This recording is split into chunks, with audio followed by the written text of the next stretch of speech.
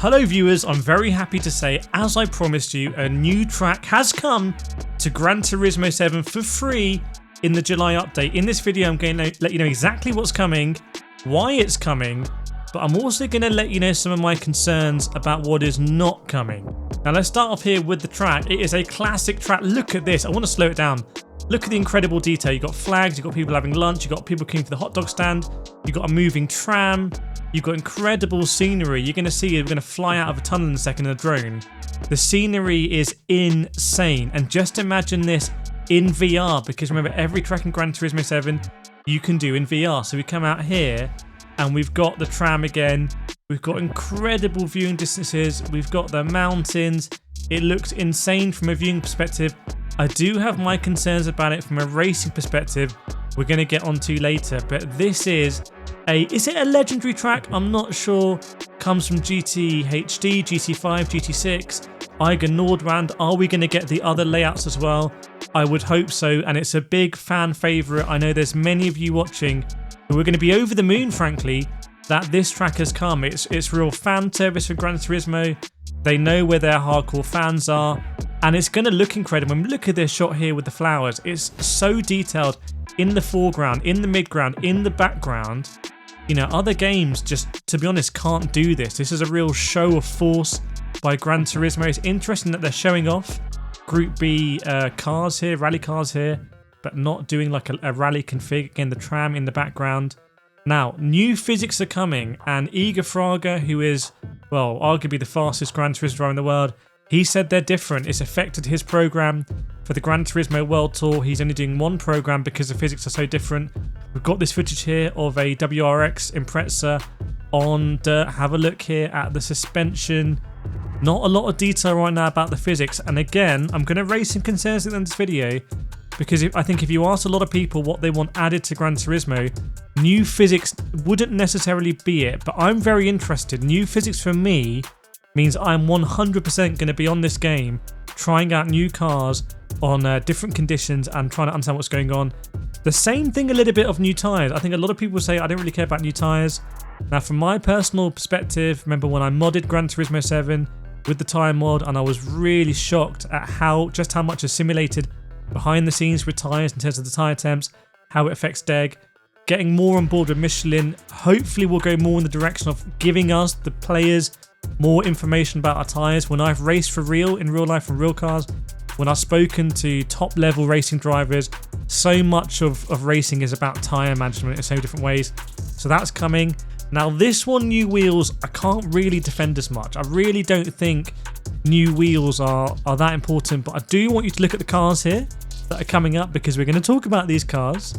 And you can see in the M3, well, that is probably a car you do actually want to put some nice rims on. Is it an important part of the game? No. Does the game really facilitate sort of street racing or showing off your car? No, it doesn't have those multiplayer elements. Doesn't have a free roam element. It's all about racing. So the fact the rims are a big deal is kind of a bit weird. GT Sophie, again, this is a good addition. Getting GT Sophie on the Nürburgring 24 Hours and also Largo Maggiore is a big deal. I'm definitely going to do races on the Nordschleife with Sophie, 100%. That's great, but why are they not adding it to every single track just as a blanket thing? The same with weather. Again, I'm going to go into that because I want to be positive about the update. I'm really excited and happy that they're adding a new track with a free update with a game that's over 2 years old. No other game really does that 2 years in. ACC's charging us for tracks. iRacing's charging us for tracks. Le Mans Ultimate is charging us for stuff, even though the game is literally in early access.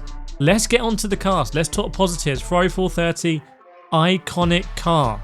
This is going to be a really fun car to drive, especially in VR.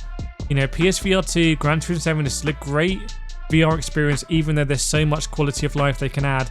And I'm excited to drive it and listen to it. It's you can't say no to that. And the BMW M3, I think, is going to be a fan favorite car for so many people. It's a dream car for a lot of people. It's a car a lot of people look back on fondly. So tuning it out, tricking it out, is going to be a lot of fun. Stancing it, turning it into a bit of a street raider is also going to be a lot of fun. But I'm going to let you know my concerns, because I know there's some of you watching, probably quite a lot of you, that are going to have big concerns about this. Lamborghini Gallardo from a similar sort of era, 2008. Again, such an iconic car when it came out. I think I had a model car of this one, and it just looked like the best car in the world. Look at this from the front. If you had a poster of a Gallardo at that time, you know what this means. It's just Lamborghini was something else in this era. It's kind of like so futuristic yet so iconic at the same time. Now the only new car here is the Genesis X Gran Racer. So this is a sort of spin-off from the VGT. Whatever they're going to class, they're going to put this in, probably Group 1. But, you know, let's be honest, no one's hyped about the Genesis VGT, to be honest. So that is a slightly left field one. But we do have another car coming. But hopefully, here we go, the classic. The Subaru Impreza in 1998. One of my favourite cars of all time. Absolutely love this car in rally games. And this is the rally car. And you can see it says McRae on the side of it. Did you see that? Just have a look at the side there. McRae and Nicky Grist. They've got the licensing. I love this car so much. This car really kind of just like a pin-up car for me when I was growing up. So very happy about that. And then we've got the Roof RGT. And this is an interesting car because remember we had all these roof cars in GT when there was an issue with Porsche licensing. There's no issue with Porsche licensing so far. So again, it's sort of a fan service car here. Now, will you let me indulge myself, dear viewers, about my concerns about this update? So to wrap it up, in terms of what I'm happy about, getting a new track's great. It's going to look amazing. It's going to look amazing in VR. We've got some absolutely iconic cars. In fact, there's some of the most iconic cars of all time. We're going to get a new physics update as well.